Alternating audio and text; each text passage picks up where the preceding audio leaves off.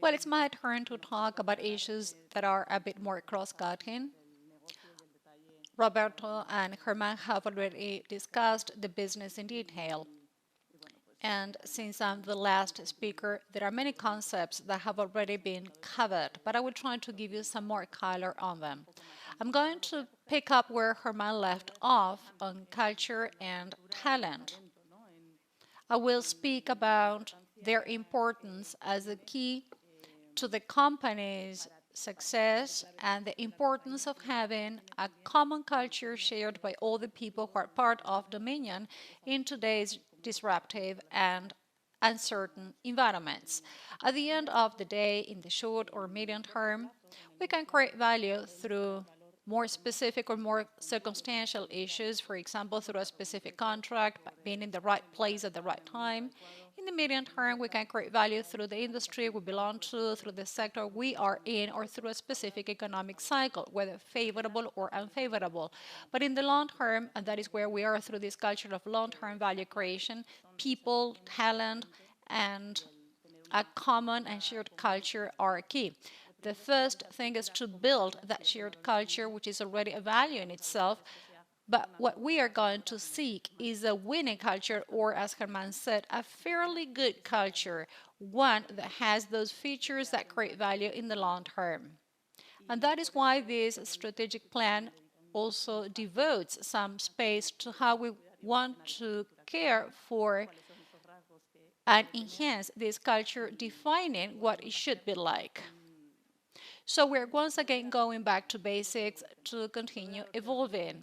As Anton, our chairman, said earlier at the annual general meeting, we're going back to basics, although we never left off. Here you can see our 4Ds at Dominion. You all know them well. When you make a strategic reflection, however, you rethink whether you are in the right place or if you have the right elements in place. And for us, our 4Ds culture is valid. Digitalization is one of them. Herman talked about this. He showed a video with our tools. A tool is not an end in itself. It is an instrument to achieve that efficiency that we're looking for. And digitalization or technology have always been in our DNA.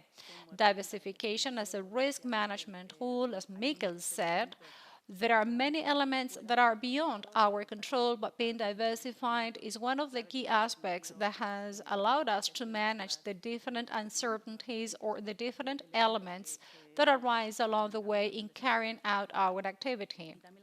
And diversification is also part of our value proposition to our customers, being able to provide them with a whole range of different solutions for their needs, and doing so in very different geographies and accompanying some of our customers along the way.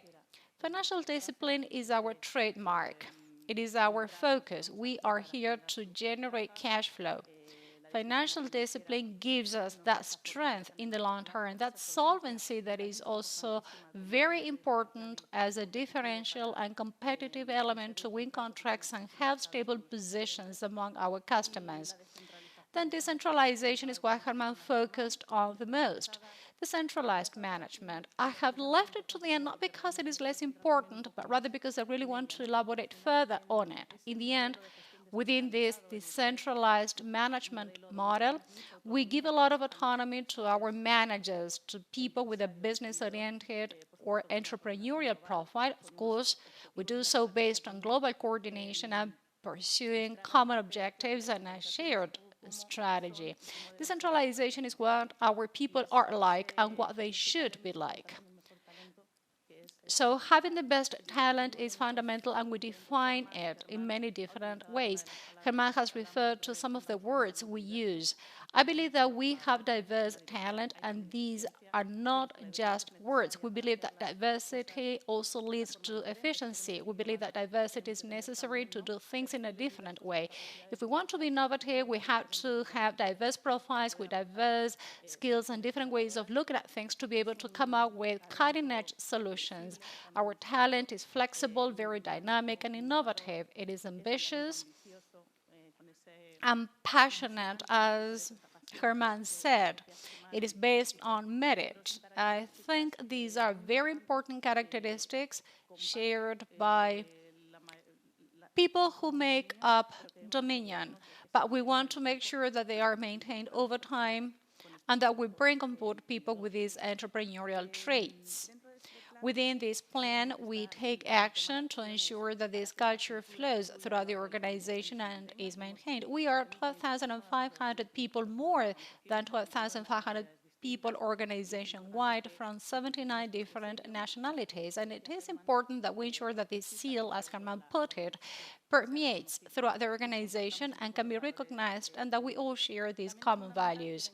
It is also essential that we keep the commitment of being a top 100 company, that is having a top 100 management team, which is ultimately the most value generating layer within the company.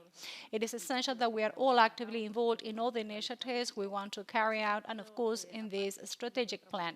In that sense, apart from a multitude of other actions that we carry out, this plan introduces a long-term share-based compensation plan, boosting even further the engagement of our top 100 management team. We are also aware that currently there is a lot of competition for talent. So we have to retain but also attract the best talent. In this regard, we will be deploying different initiatives, and we are aware of all this. During the first stage of this plan, very soon we will be launching an initiative that combines part of our social action, which is very much focused on education, and we always want to carry out initiatives around education, and that will also enable us to identify talent having this DNA and these characteristics. So Dominion would become a kind of accelerator or high-performance talent center where, on the one hand, we're giving people and projects access to the company's top 100, and on the other, we are spotting viable projects and people who can join the company's talent base. In the end, this is all about getting the right people. The model is there, but we are a company of people, not a company of assets, so getting the right people is fundamental. And in going back to basics and making these 4Ds valid, we are always looking to enhance our culture further, to adapt it and make it grow. Sustainability has been an element that you have heard of throughout the plan. It is an element that is obviously a business opportunity. We are going to help and we are going to be facilitators to give sustainable solutions to our customers and help them meet their sustainability challenges, especially in the environmental sphere. Yet, sustainability must also be part of our culture, because this is also about being a sustainable company. Herman said that sustainability is and will be key to competitiveness, because our customers are going to demand us to be sustainable. We also have this commitment to sustainability, which translates into a series of specific actions and objectives that we set ourselves as a company. On the one hand, environmental objectives. We are a company with a positive footprint. That is, we avoid more emissions than the ones we produce because we are emission-free in general, and we have a renewables area that generates a positive footprint. Nonetheless, we are setting ourselves zero emission targets, and we are taking actions through our fleet of vehicles, our energy consumption, etc., that will eventually lead us to zero emissions. Regarding people, we must also set our targets because, as I said, we are a company of people. Therefore, we want to further reinforce the diversity of our teams so that it can be greater, real, and valued. We have actions in place, including zero tolerance to harassment or human rights violations. And we have many initiatives in this sense, and then also very closely related to people. We focus on occupational safety, which is fundamental across our activities. We take this issue very seriously throughout various initiatives. We invest in technology leading to increased safety and security. For example, no human entry technologies so that operators do not have to enter into industrial facilities for cleaning purposes. We invest and we raise awareness in this area, and for us, it is an issue of the utmost importance, and technology, again, helps us in attaining these objectives. As for governance and ethic management, we seek to align ourselves with the best practices as a listed company and to embed an ethical culture throughout the organization. As Germán said before, we have to do business, but in a legal and moral fashion. And we do all this not only for ourselves, but we also transfer this way of doing to our supply chain. We have this job of passing on these requirements to our supply chain, just as our customers do with us. We have therefore embarked upon a path. We have a sustainability plan in place, and we are aware that we have to set ourselves objectives and make progress in meeting those objectives. And we are doing so. In fulfilling this taxonomy, we have already doubled our eligibility compared to the previous year, and there are still many more objectives to be set by the European Union that will find us performing many activities and will increase this percentage. And in terms of being a sustainable company, certification agencies such as Standard & Poor's has recently placed us on the 89th percentile, so I believe that we're making steadfast progress in this respect. The second point I would like to address is a little bit more related to financing, to the debt structure, and to the allocation of capital. Mikel mentioned that we like to operate on a net cash basis, that we are moving towards a zero net financial debt under this plan. So now, I would like to show you a little bit the difference as to how the various businesses operate from a debt structure perspective. The services and projects business is a business that so far has been operating on net cash and will continue to do so. It's not very capex intensive and generates high cash flows. Therefore, this net cash should continue growing subject to any capital allocation decisions that may be taken along the way. In turn, the infrastructure business or stakes in infrastructures has a structural debt that somehow, and compared to the figures at the closing of 2022, will be reduced gradually, because those infrastructures where we hold a 100% interest, at least for the time being, will continue to generate cash flows. And because our strategy in this regard, as Roberto has already mentioned extensively, consists in maintaining minority shareholdings and therefore bringing in partners.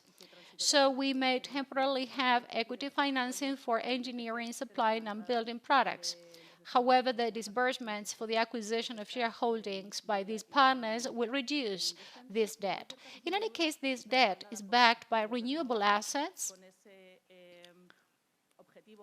and can be easily turned into cash at any given time, while also providing double-digit profitability tiers. So these are two types of debt that will be explained further and separately in the reporting section, and that globally as a company should lead us to a zero net financial debt, even with this business of stakes in infrastructures. Talking about our capex requirements under the plan, we said that we are operating cash flow generators. So we should expect more or less the same capex requirements we have had up until now of 25 to 30 million per year, which is the estimate we take into account to calculate our operating cash flow. But what do we do beyond this allocation of resources on the operating side? Well, first off, we reinvest in the business, that is in M&As, in greenfields and infrastructure stakes. Obviously, as of late, M&As have not been as active or as large as in the past due to an imbalance between private market multiples and stock market multiples, which has made it difficult for us to find M&As in line with our style and value creating M&A approach. But of course, we will continue engaging in mergers and acquisitions as we have always done, provided that the price is right. Where would our focus be? Well, in the area of sustainability and above all, sustainable services. That is where I think we can have more growth opportunities through M&As. We will also allocate resources to this sphere, as we have been doing, to shareholder remuneration, to the repurchase of own shares. We're currently running our third buyback program. The first two have already been redeemed, with 10% of shares having been redeemed, and we are currently involved in another buyback program for an additional 1%. And as these programs come to an end, as long as we deem the share price to be appropriate, we will continue running these shareholder buyback programs while also keeping our dividend payout policy of 1/3 of net profit as part of our shareholder remuneration scheme. Against this backdrop of increased financing costs, a new window opens to allocate a portion of cash to repay or reduce our debt. So these are the different areas of capital allocation envisaged by this plan. Now, let me go into reporting and explain how we're going to account for our activity from now on. As you saw during our Q1 results presentation, we will be reporting the activity in 3 segments. On the one hand, sustainable services. This covers the activity that Herman mentioned, that is, installations and maintenance of infrastructures of any kind, including those services that were previously B2C services, because now they are B2C services, if you want to call them that way, as we are allowing now the operators to market different services to the end consumer. In all cases, they share certain characteristics. Also, as a result of the recent agreement reached with Repsol in the service segment, the profit margins are more aligned and should be around 12% in aggregate. They stand out as recurring profit margins and are not capex intensive. On the other hand, we have projects, which is the whole area that Roberto described, where we do all the design and execution of different infrastructures, including industrial infrastructures with a social impact, which covers hospitals, telecommunications, energy networks, and also renewable infrastructures. In this case, we deliver higher contribution margins of around 15%. We always talk about 15%, but the reality is that we have been well above these margins for some time. It is a portfolio-oriented business. Roberto has discussed this portfolio and its underlying pipeline for the next few years. They do not require much capex either, and are high cash flow generators, which applies to both projects and services. As to our stake in infrastructures, this segment includes the generation of renewable energies and the profitability of these concessions. Today, we have renewable infrastructures and hospital infrastructures. For each one of these segments, we will disclose different information. As to services and projects, we will continue to report both on sales and profit margins, as we have been doing so far. And in the case of infrastructure stakes, as you could see in the first quarter, we will provide a full P&L picture with a breakdown of EBITDA, net profit, and cash flow, because there is quite a difference between EBITDA, net profit, and cash flow in this segment, and we deem it convenient to report it this way, giving more visibility to each item. In the case of services, the key element is recurrence. In the case of 360-degree projects, we will continue to report on a portfolio basis. And in the case of stakes in infrastructures, we will continue to report on the ones that are operational and in the pipeline ahead with the different phases of construction or development.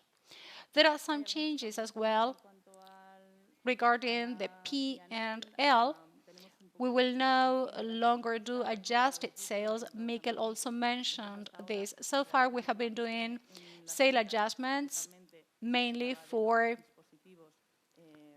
B2C devices. It made sense at the time because of the volume it represented over the company's turnover, but it has become less meaningful over time because it is no longer as representative, does not have as much impact, and it also coincides in time with the deconsolidation of the energy-related sales that are no longer accounted for after the agreement with Repsol.